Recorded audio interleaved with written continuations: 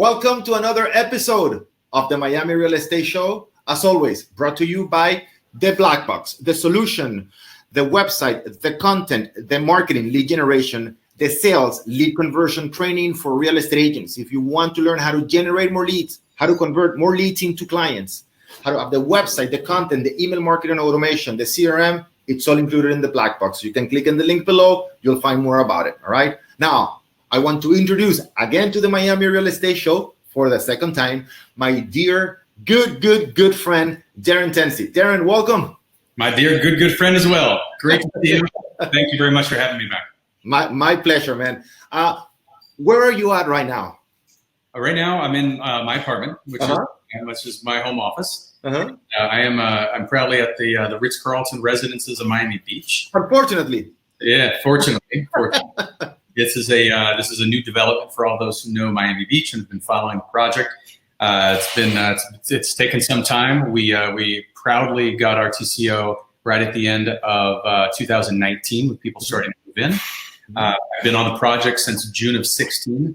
I've been speaking very highly about both Douglas Elliman's development marketing, who I proudly work for, Lionheart Capital, who has tirelessly put together this project, and last but not least, of course, is the Ritz-Carlton, to whom is managing this beautiful project. We're 110 residences on 7.5 acres, 68 different floor plans, and importantly today, we have 20 different residential elevators, and we're right in the heart of Miami Beach on 47th Street, so you're minutes away from everything, but you're also sitting in paradise on Surprise Lake, and I couldn't be happier to have been selling this project for so long, but now I call it my home. There you go. And here's the thing, Darin. One very interesting, different angle from today is that you are not an in-house agent 100%, all right? You are a true listing agent, all right? And I know some of your properties, and we were talking off the phone on the phone before the interview today, you have some listings in excess of $15-16 million, which we're going to talk about right now. So please pay very close attention, because now you're going to get an angle from an agent that has been working, not a pre-construction development, at a Ritz-Carlton pre-construction development for the past 4 years, but also has a huge listings, amazing listings in Miami Beach. So it's a double take, right? In-house, and then as a general real estate agent, and also very important, what have you learned? I'm curious to learn. What have you learned from the Ritz-Carlton? Because I know that the culture they have, it's very, very, very unique. So it's not only a pre-construction and development, it's in the sense of the company. For me, I would like to learn that. I just want to say good morning to Carlos, Laura, Sebastian, David, Andrea, Lina, George, and keep going, all the people that we have here today. So Darin, let's start with that. Let's start from the general, then we go into in-house sales, and then general. Okay. Right? Let's get started right there. With what have you learned in general working for 4 years with the real Ritz-Carlton? The culture. Their culture, their motto, and what this brand truly lives by is ladies and gentlemen, servicing ladies and gentlemen. And before you see that, if you look at their credo, and if you dig in about Marriott International, the Ritz-Carlton, and their brand that's lasted over a century, you hear that and you smile, but you live that and you understand. There are ladies and gentlemen that are servicing this building, and there are ladies and gentlemen that are here for the individuals that are coming to this particular brand and this particular product.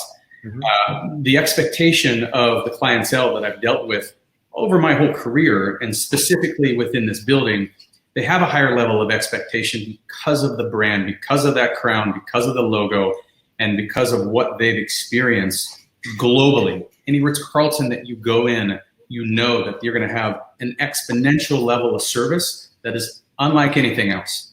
Now, living here, and what I've learned over these last 4 years, this isn't just another condominium building. This is a location, this is a lifestyle, and this is a brand behind that truly speaks, and it elicits everything on a volume standpoint, that what is the Ritz-Carlton and what their lifestyle is truly all about. So I'm curious, because correct me if I'm wrong, you have over, as I said, not only you work with the Ritz-Carlton, you're a general real estate agent, and correct me if I'm wrong, you have more than $200 million in listings. Is that right? That's correct. Yes. So how do you translate? And we're going to talk about your flagship listings, but what have you learned from the Ritz that you can translate to general real estate? It's unlike a condominium building, and name any condominium building that's a vertical tower. Mm-hmm. A vertical tower is going to have a certain floor plan coming from a certain floor plate mm-hmm. at a different level in the building. Of course, you have the penthouses. Of course, you're going to have a lot of bells and whistles like any new building has. The difference about this building is that we're horizontal. We are 6 different sections of this particular building. We have 68 different floor plans, like I mentioned, and anyone that's coming in the building, you really triage this person to find out what's important to them, but more importantly, to answer your question, what is important to their lifestyle? Where can you say lifestyle translates, whether it's a Ritz-Carlton or lifestyle, whether it's the Venetian Islands, wherever that is. Everyone comes with a story. Okay. A story. And how do you translate that into when you are getting those flagship high-end listings, the $15, the $16 million listings? How do you treat your client differently because of what you learned in these 4 years? Individuals come in. So let's say that if you have a $20 million listing in a condominium building versus a $20 million listing on the water.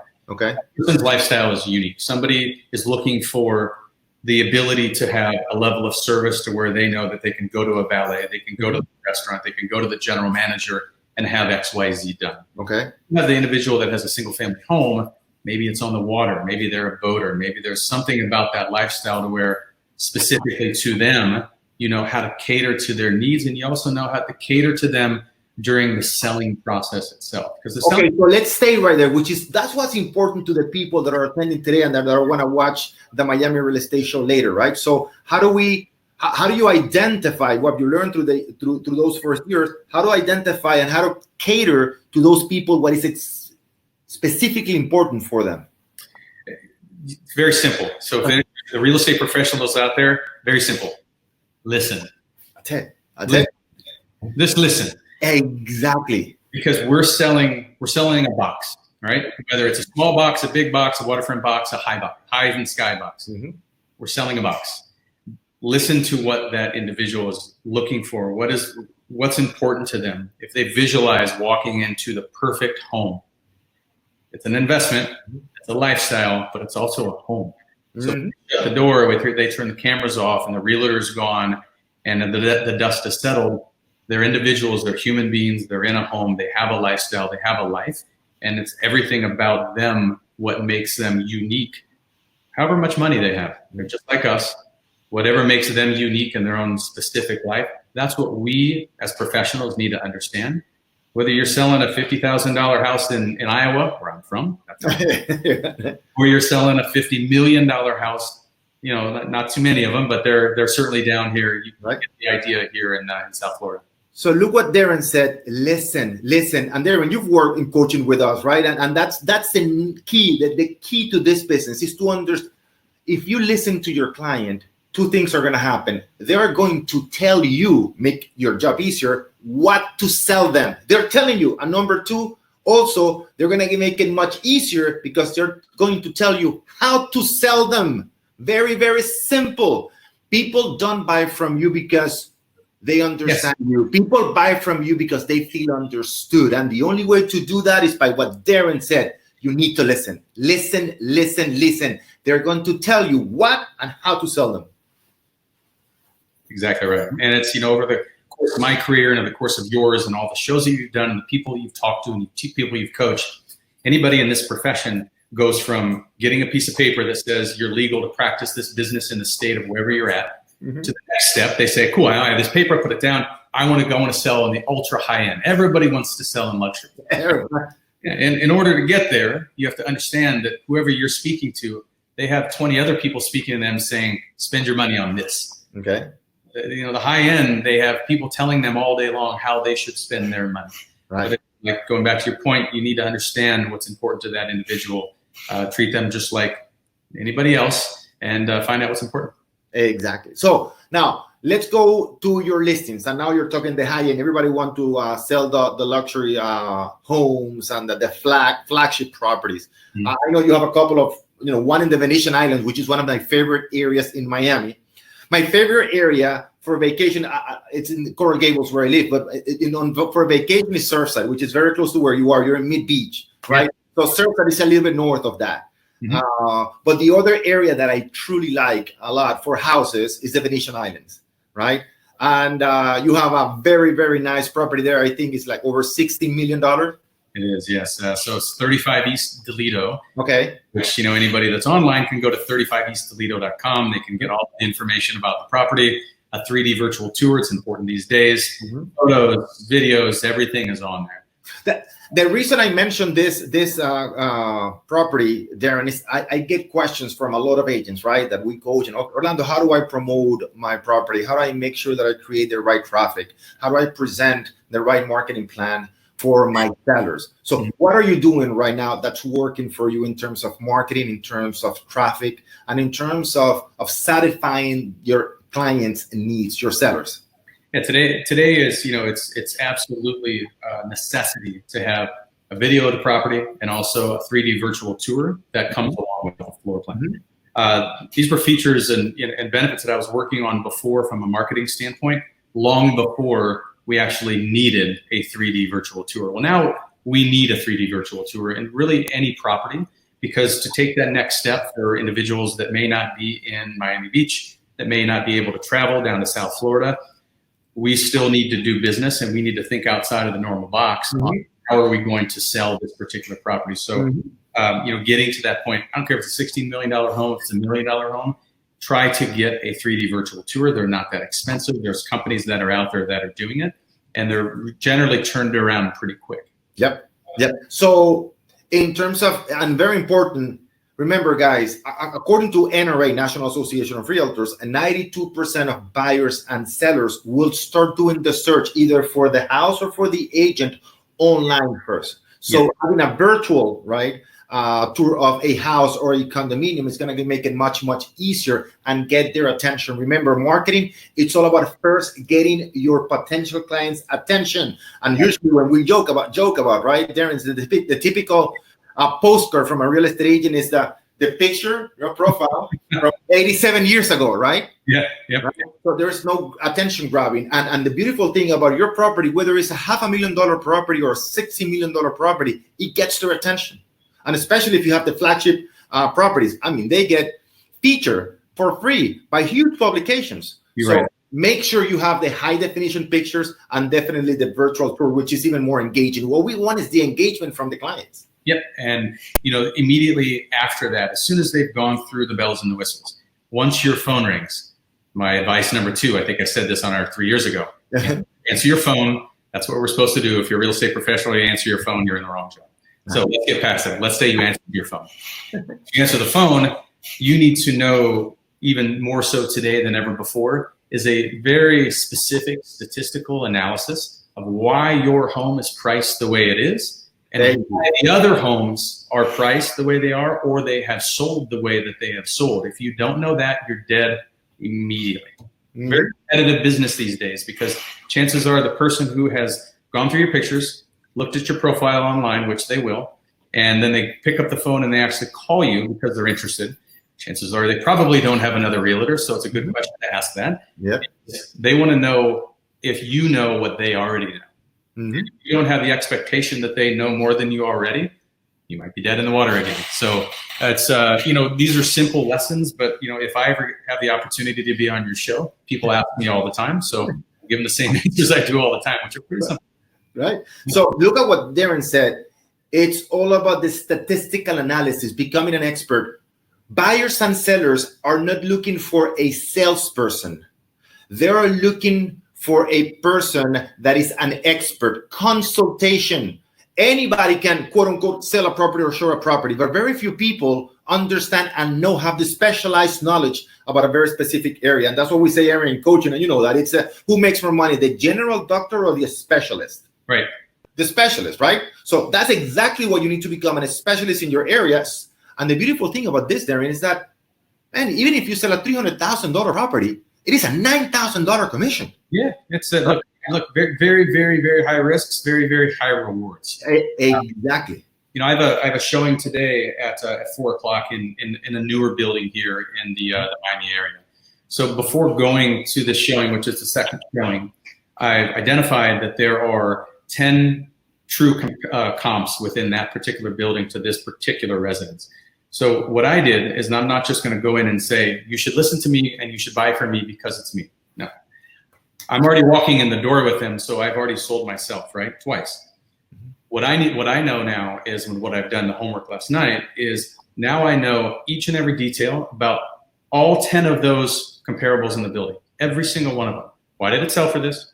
Why does it go for this? What's included in this? What makes the other one different from the other? That's very important. And, you know, in being able to present this today without reading off of a piece of paper is even more so important. Because okay, so look at what I got here. Because I was going to make an example. I don't know if you've seen this before. Another person right here. All right. Yeah. So he said, you know, a piece of paper. Imagine going to the doctor, Darin, and said, doctor, you know, I have a pain in my elbow. And the doctor goes, a pain where? In the, let's see, elbow, knee, you know, head, chest, elbow. Okay, elbow. Okay, tell me about the elbow.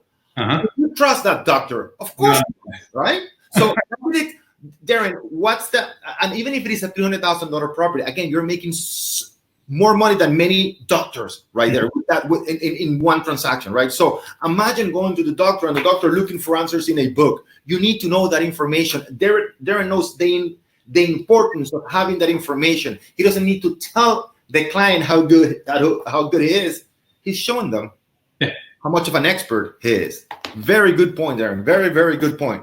Excellent. All right. Anything else? By the way, 6 things, guys. 6 things at least that you need to know if you're going to a condominium or a community. 6 very, very basic things. You need. The more you know, the better. But these 6 things, please write it down. Number 1, you need to know the number of properties for sale. If you're showing a 3-bedroom unit, you need to know how many 3-bedroom units are for sale. Number 1, average price. Number 2, average price per square foot. Highest for sale, lowest for sale, and days on the market. That's the basic information. If you don't know that, there's no way we can show that client that we're experts. Yeah, because they can go to their phone, they can look on Zillow, they'll tell them that in seconds. Exactly. Any other information there and you look for other than these 6 things: number of property for sale, average price per square foot, highest, lowest for sale, and days on the market. Anything else you look for? You know, I think, you know, to your point in terms of looking at a per square foot standpoint is I think you need to know, you know, when the property sold. That's a very important time. And in terms of how long, like you said, how long they've sat on the market. But then you look at what's actually sold. And I think what people are looking for now is that what was the original price and what's the delta between the original price, between the final sales price? Because they're going to look at that percentage and say, okay, well, if there's been 3 units that have been sold in the last 180 days, the average delta was 20%, right? Right. 20% off, let's take my current list price of the subject property, let's go for a 20% discount. Because when I'm going as the selling agent, which here's another tip, as a selling agent, once you're walking with an offer in your hand, woohoo, you got an offer. Okay. Now you need to go tell a story to the listing agent, because that listing agent has to tell a story to the seller of why you're giving an offer at X, Y, and Z. Don't just forward a PDF that's signed and cross your fingers. You have to sit down, think, write, give an actual reason and a story and cite, here are the reasons why that I'm giving you an offer for this specific number. So you mentioned the word story. Please, guys, understand that as Darin said, all right, Darin, man, you got to become a coach here in the company now, all right? As Darin said, all right, very important. It's you just can't hand an offer to the selling agent. You both are working together. You both want to close the deal, and most likely you both are working the same amount of money. If not, if you're the buyer's agent, you're making more. So you want to be able to tell a story, right? And selling is telling a story that paints a better picture of the future from where you are today. That's it. That's selling. It's painting a better picture of the future. And you need to sell that to the selling agent so the selling agent can sell it to the seller. That's a great point, Darin. I know that one, man. I want to see people successful. I mean, it's really, you know, there's a lot of individuals out there that I've met over the now 13 years that I've been doing this who start to forget the core competencies of what we actually do for a living. And it's not just driving a BMW, or it's not getting your first Rolex, or thinking that you're selling first properties, right? By posting on Instagram that you're something maybe that, unfortunately, I'm sorry to say it, but you're not. Right. Really understanding what this business is all about. Right. And you've said it, and I've said it before, and everyone knows there's a high reward once we actually are successful in this business. Right. If you're not willing to work for that high reward, chances are somebody is going to work harder than you, and they're going to beat you out. Yeah. And by the way, if you go back a little bit more than 3 years, when I first had Darin on the show, he talked about his beginnings in this business. And your first year, Darin, please remind the audience about this. And now, if you want to start asking questions, I think we got to almost a half an hour mark. So now, if you want to ask any questions, be more than glad. I know Luke has a question here, which I'm going to address. But your beginnings in this business was all about rentals, right? Rentals, yeah. Can you remind and take the audience through your process in your first year in the business? When you moved from Ohio or Chicago, you moved from Chicago, right? First, I moved down here from Chicago, but I'm from Ohio, born and raised. Right. So yeah, no. Look. I worked for a major company. I worked for a global organization with Johnson & Johnson. I came down from Chicago. A little bit of chip on my shoulder, saying, "Okay, cool. I've got J&J figured out. I bought and sold some of my own places.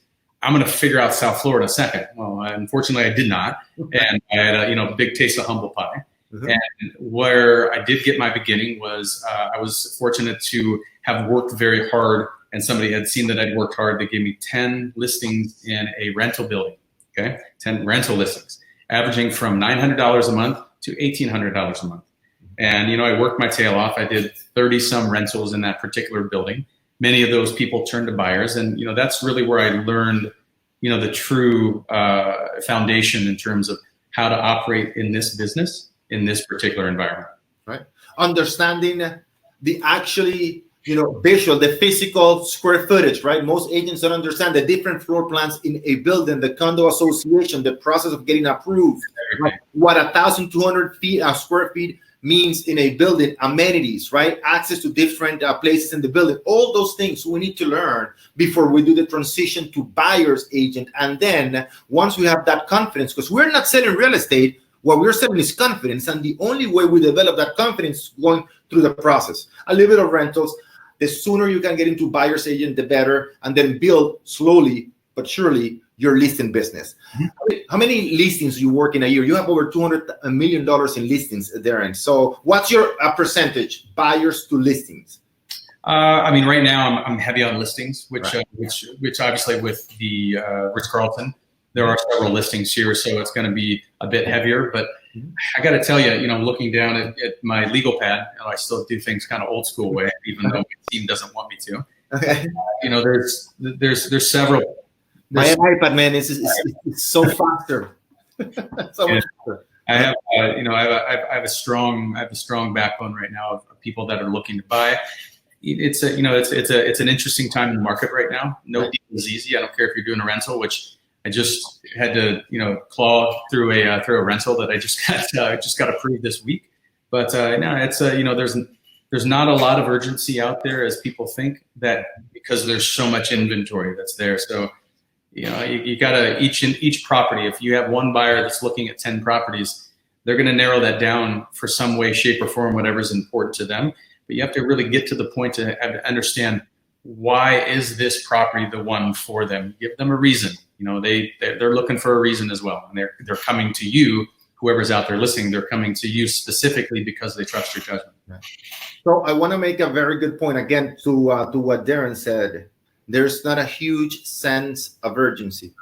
Now, I want to add to that over 22 years in this business, that's coaching over 8,500 agents, we've learned that, or I've never met, Darin, and correct me if I'm wrong if you have a different perspective, a buyer that truly needed to buy ever. And I don't think it's going to ever exist, because they have three options, right? Stay where they are, pay for a similar property, renting a similar property instead of buying, right?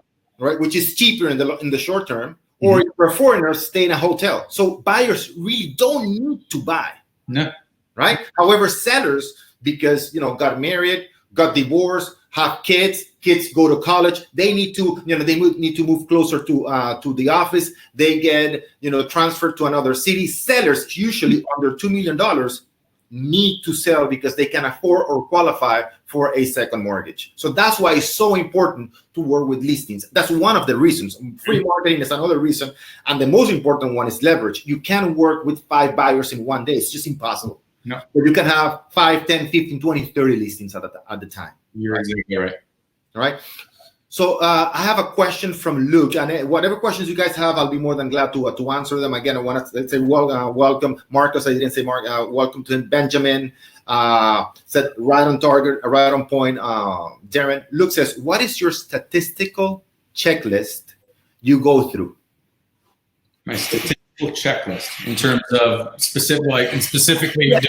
I think that when you want to make an argument right on terms of the value of the property or the price that you want to set on a property. I talk about the 6 things, right, that I just mentioned in your anything else. So since you touched on a condominium, I'll switch that to a single family home. Okay. Single family home, let's say we talked Venetian because we brought that up. So my statistical checklist would be, what's sold in the area that's comparable. Is it on the water or it's not on water? Let's say it's on the water. So now we've narrowed down that search. Kind of like, what's Carfax? Have all the cars going on a blue and on a red or whatever, and it kind of narrows it down.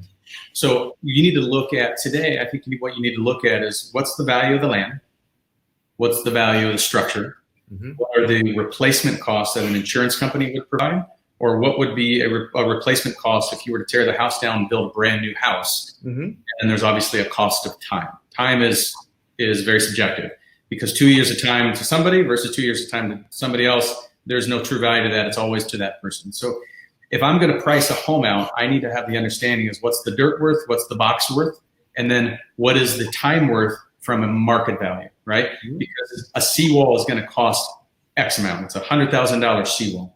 In order to go through the process to get the seawall, there's going to be an addition to that. So is it $50,000, $200,000? I don't know. It depends what the market is. Right. So, I think if that's helpful to Luke to answer the question, that would be a statistical checklist of when we're not looking at a home. Obviously, what's inside the house makes a big difference on how it was finished.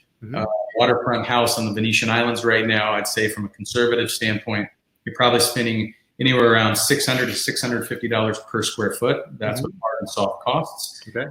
And I think that would be kind of your conservative amount. You certainly have homes in there with higher levels to where they're going to get into the $700 to $800 a square foot. Construction isn't cheap these days, so costs have certainly gone up. The amount that you're looking in terms of what FEMA requires, how high the house has to be built, that's another statistical point that we have to check. Because if I'm selling a home that was built, say, early 2000s with a 7-foot elevation versus a home that was just built today, that's a 10-foot elevation, or there's even one developer in town that's building 14 feet. There's a value to that. So if you look statistically wise, somebody's going to buy a house, they're probably not going to keep it for 6 months. You may keep it for 6 years, code's going to change. So there's certainly a value to that. You see how important those little details make?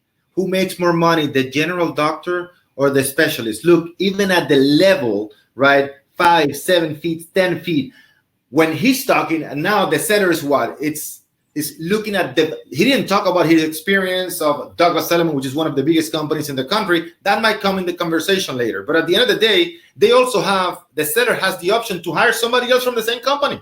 So you got to make the point that you are the expert, and that's the only way to do it. Now, in terms, I think there's another question. What was the deal you did? Oh, Benjamin says, what was the deal you did in the past 13 years that you were the most proud of, and why? That's a good question, Benjamin. Oh, there you go. Making my job much easier. And hello, my friend Benjamin. Thanks for watching. Benjamin, he's a great dude. It's a great question. I would say, there's been several. I can't really nail one out, but there's one that I just did last year that made me feel really good. It was probably the best overall deal that I've ever gotten anyone. And how did I know this? Is because once it closed and hit the MLS, my phone rang about 10 times within that next hour. Okay.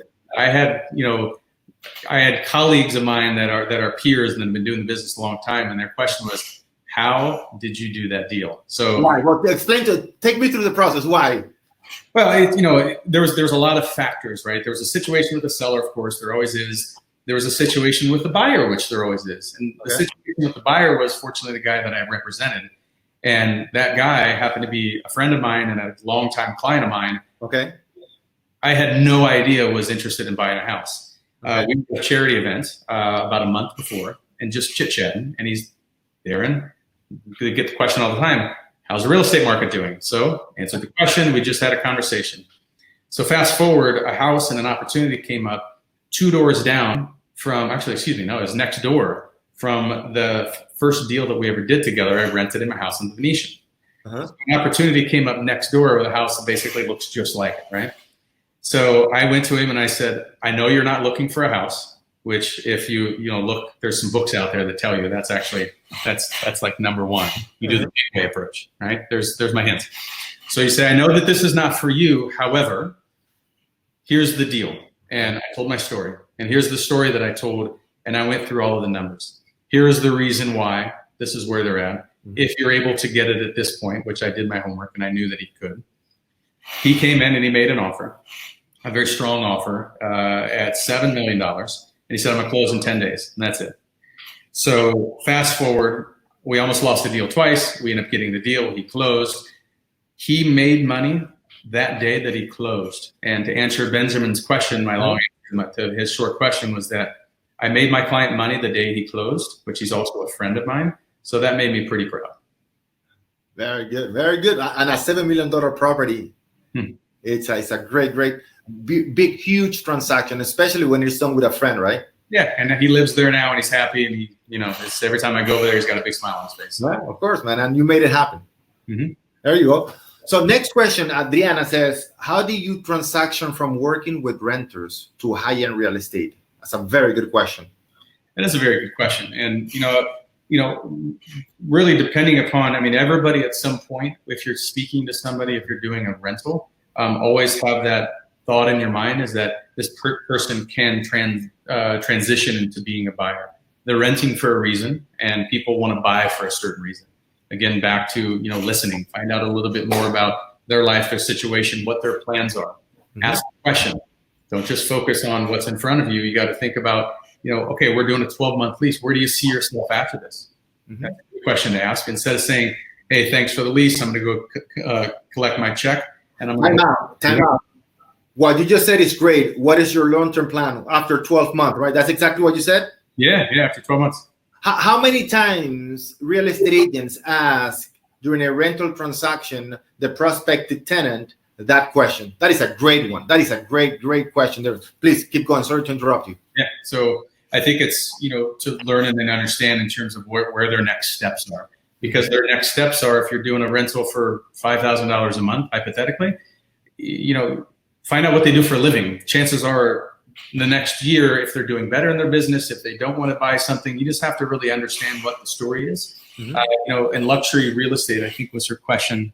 To high-end real estate. High-end real estate. High-end real estate is very subjective. High-end real estate could be $1 million. Right. Iowa, $1 million. You could buy, half a block. Right. I think that's a question to really understand is, where are people going to go in that next 12 months? And also, how many of their friends and family are going to be moving down too? Because, chances are they're going to want something as well. At the end of the day, it's increasing. So what we explain in coaching is that there is a very small circle, right? That very small circle is your friends and family. But that circle of potential buyers and seller, you're going to run out of those people very, very, very quick. Usually within the first 8 to 12 months in business, right? So what you need to make sure is what Darin is asking, okay, who do you know? What are your plans? So you can expand. If you serve that first small circle well, your friends and family, they're going to refer you other people. And you do exactly the same. And then with enough money, they go to the third circle, which is doing business with people that you don't know, but people that know you. And that's only done through marketing. Correct. All about marketing. And Darin, now that we're talking about marketing, you do a lot of marketing. You appear in many different shows on CBS.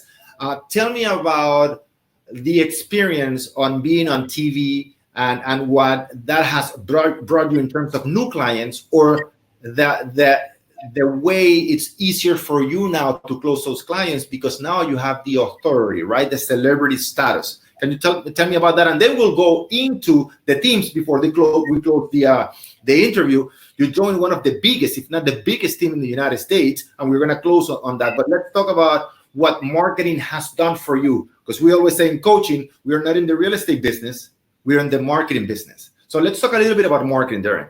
Okay, so this is a very recent real life story, and I touched on before about whether the people are checking you out, because they will check you out before they get into a car, before they meet you at a property. So I had a call in from one of my own listings. It was a Premier Zillow call.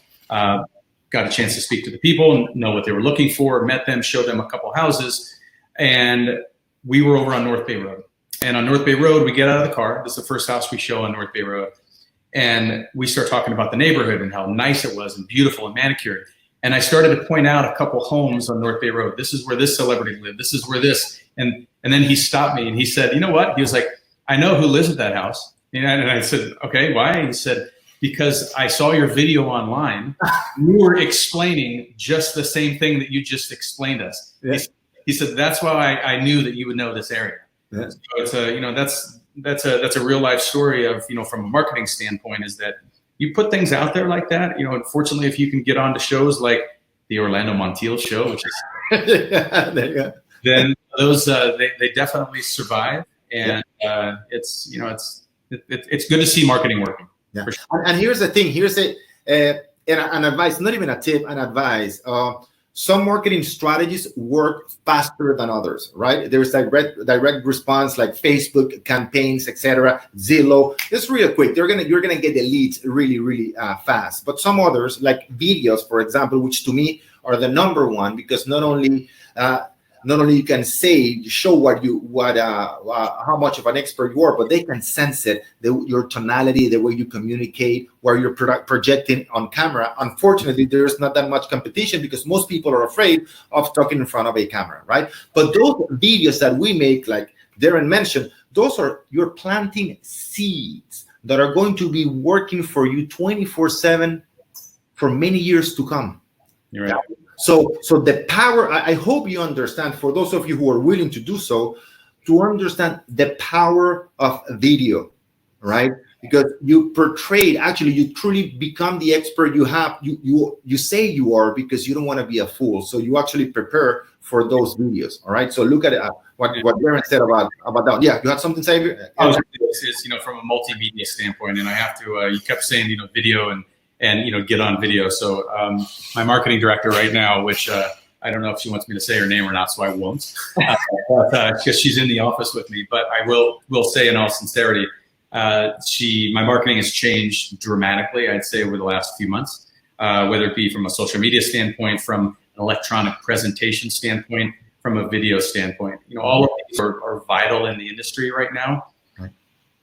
Instagram is very important. To get fixated on Instagram, I don't know that I'm going to give 100% direction for somebody. One thing I will say is, diversification, just like we hear from our financial advisors from stock portfolio, diversify your marketing, because not everyone is going to be on Instagram or Facebook or emails or text. You need to have a very well-rounded approach. And my marketing director that's here in the office, she's doing a great job. Very good. And I won't mention her name either. All right. And in coaching, we talk about, and Darin went through it, it's the four quadrants of marketing, right? And the idea, and I'm going to explain that to you right now, the idea is to be in the four of them, right? You start with email marketing. It's the cheapest one and the one that everybody uses. Now, the argument there, and people say, yeah, but most people don't read the email. And they said, email marketing is not for people to read it. Email marketing is for people to see your name. Because like one of our colleagues, right, and top agents in Miami, Riley Smith says, yeah, they delete the email, but before they delete it, first they have to see it. Got it? And every single person right, has emails, right? Now, second quadrant of marketing is social media. And Darin said, I'm not that convinced with Instagram, but you should be in that platform. The same thing with Facebook, YouTube, and then online marketing. So you have email marketing, it's 4 quadrants, email marketing number 1, then you go into social media from the cheapest to the most expensive one, right? Social media, then you go to online marketing, Google ads, retargeting, etc. And then the most expensive one, which is offline marketing, right? Postcards, magazines, etc. So the idea is like diversification. I want to use Darin's word, diversification, right? Which is when they go into their email, they see you. When they go into social media, they see you. When they go online, they see you. When they open their mailbox, they see you. When they open a magazine, they see you. It's all about frequency and consistency. Remember this, guys. People need to hear from you many times before they buy from you. Got it? Important. Point. You had a point. You had a comment, Darin. I was thinking there was another realtor. This was not me, but I did hear the story once. Is that he went to go show a house, and this is a guy that put out a ton of marketing that's out there. And he opened the door, and the owner's child was at the door, and the child looked up, and he's like, "You're the guy that I always see in the mailbox." I thought to myself, I'm like, that marketing's working. You see, exactly, got it. So and sometimes, unfortunately, agents say, you know what? I sent a couple of postcard campaigns and it didn't work. It's all about frequency and consistency, and you don't know exactly when it's going to work. What you know is a long term, it will work. It will work. If not, all these agents, we have an agent that sends 3,000 postcards per week. Why? It's working, right? We have an agent that spends over $60,000 a month on Zillow. Why? Because it's working. We say that everything works, guys, if we know how to use it. That's the key. So Carolina asked a question before we go into the team question that I have for you. Some buyers are waiting for the prices to crash. Do you think we will experience a recession again? What argument do you use with those who are waiting for a hypothetical scenario of a low price? Darin. It's a great question, Carolina. And I honestly wish I had the exact answer on whether we're going to have a recession again. I don't know, and I'm not here to be an expert or a financial analyst to sit here and say whether we're going to have a recession again. Very clearly we're in a point of the market right now that there's a lot of uncertainty, and uncertainty itself could make people think that we're going to be in a recession, because chances are nobody knows what's going to happen the next day. How do I counteract that? Because I do have these questions every single day. Is we have to find out what's important to this person. Where is their level of interest? Where is their need for the investment? Do they want to wait for the bottom to come? Do they want to wait for, a situation that's going on in the world today to cause prices to tumble? Well, the conversation that I've been having recently is as follows, is that people are looking for the next level of pricing, right? So where is that next level of pricing? And my answer to them simply is to say, if you can show me that level of closed sales that are going to elicit and show and give you a comp analysis of the pricing that you're seeking, aka 50% off is what many people are looking for. As soon as we start to see that data come out, then we can have that conversation about where's the new price level at. But we haven't seen that yet. I've seen some data that showed stronger quarters when it comes, or stronger numbers when it's come to homes that were under contract, or homes that were, getting to the point that we're going under contract. This is real data that's out there. So while no one knows if we're going to be in a recession or not, I certainly don't. No one knows in terms of when the prices are going to turn around. I unfortunately don't as well.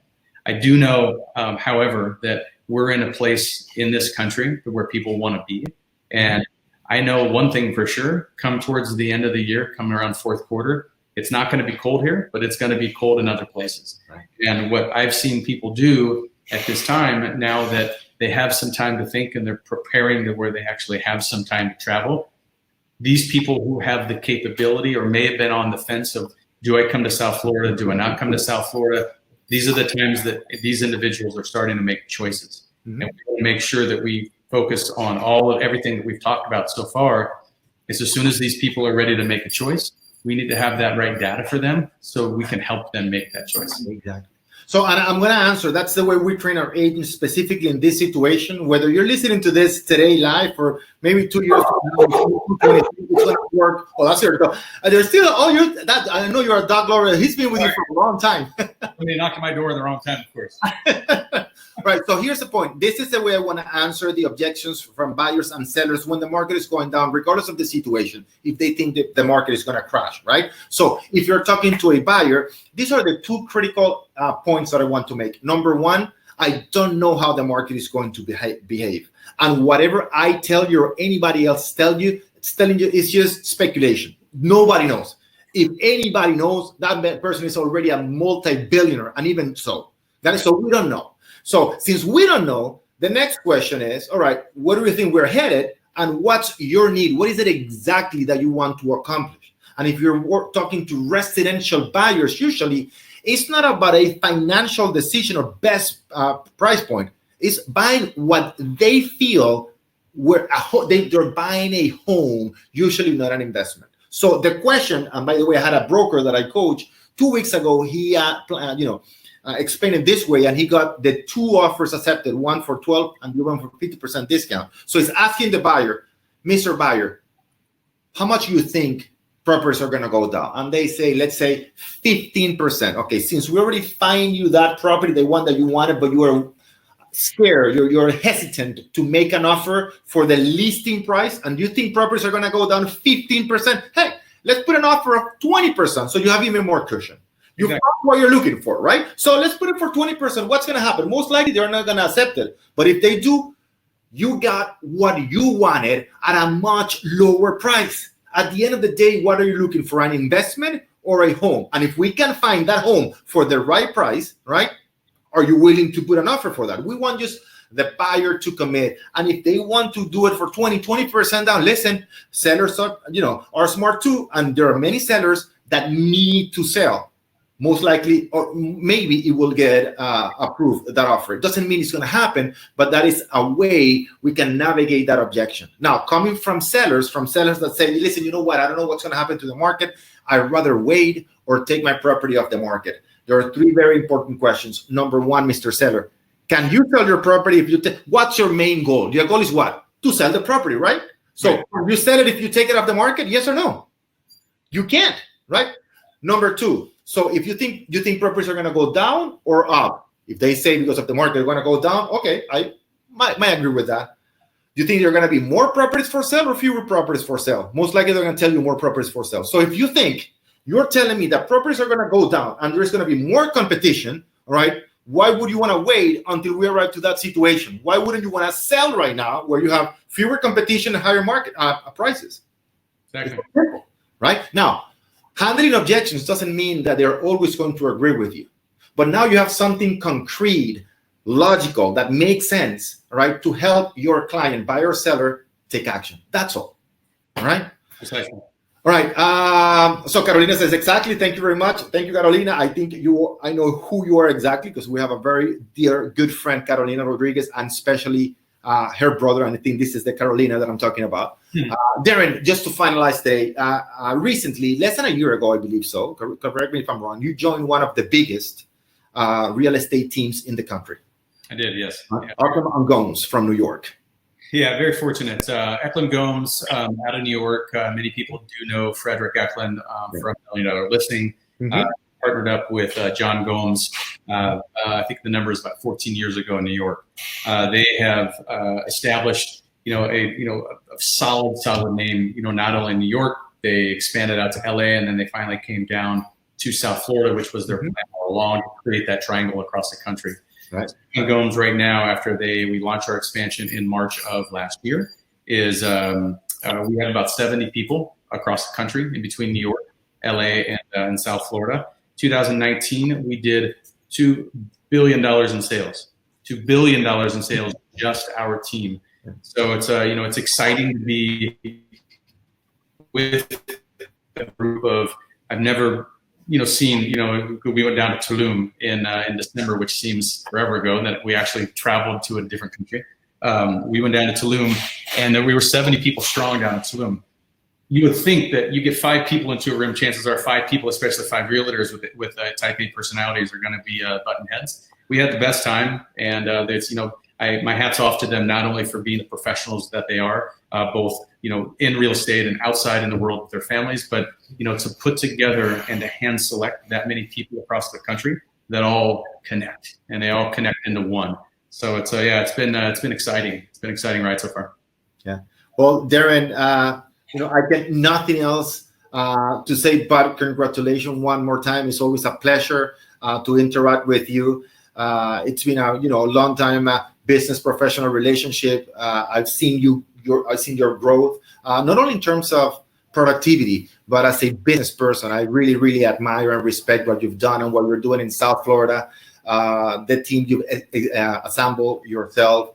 Man, it's an amazing experience. It's always nice chatting with you, working sometimes with your team, and I just, nothing else but thank you. Thank you very much for being here today, man. Thank you. That's it means a lot, Orlando. It's appreciate the friendship. Look forward to the next time, and each and every time we talk. Honestly, I'm honored. So thank you very much for having me on the show. Thank you for being here today. By the way, Darin was one of the people in the Ultimate Real Estate Agent book. Back in 2016. Right here, you can see him. All right, guys. Just to close it, as always, this episode of the Miami Real Estate Show brought to you by the Real Estate Black Box. Right, the real estate training, the lead generation, and the lead conversion training to get more buyers and sellers leads. And not only that, but we give you the website, the content, the email marketing automation, the segmentation, everything included, no excuses, right? So hope to see you next week on another episode of the Miami Real Estate Show. One more time, Darin, thank you for being here today. Always a pleasure chatting with you. Thank you very much. Thanks to everybody listening. Thank you for everything. But one more thing, Darin. Yes. When can people find out about you? I'm sorry, I forgot about that, man. If they want to follow you, how can they find out about you? They could follow me on Instagram at Darin Tansey, DarinTansey. My website, darintansey.com. Okay. And anybody wants to interact directly, give me a call. My number's on there. Happy to talk to you anytime. And for dealers out there, by the way, I'd love to team up with anybody on listings. Eklund Gomes is my team. You can remain yourself. We can go out and we can get some listings together, and we can get all the marketing, advertising that you want. Beautiful. I like that, man. I like all that, guy. All right, guys. So follow Darin in the social media posts. We're gonna have the links right here on the interview. Remember to subscribe to the Montiel organization on YouTube, so you can watch this and all the previous episodes of the Miami Real Estate Show. And until next week, have an amazing, productive day and week. Take care, guys. Bye bye. Bye bye. Bye bye, Darin.